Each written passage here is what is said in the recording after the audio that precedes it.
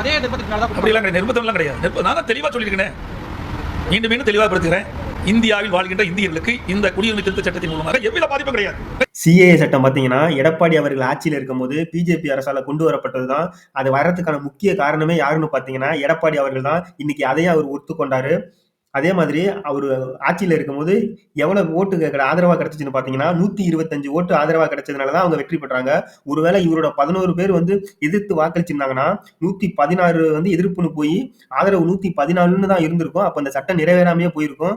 எடப்பாடி பழனிசாமி தான் முழுக்க முழுக்க சிஏஏ வந்ததுக்கான காரணமே எடப்பாடி பழனிசாமி அவர்கள் தான்.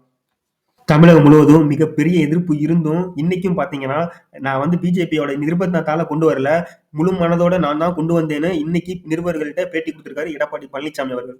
சிறுபான்மையினர்கள் ஓட்டு எடப்பாடிக்கு போயிடக்கூடாதுன்னு சொல்லிட்டு இன்னைக்கு திமுக மிகப்பெரிய அளவுல இந்த விஷயத்த மறுபடியும் கிளப்பியிருக்காங்க திமுக.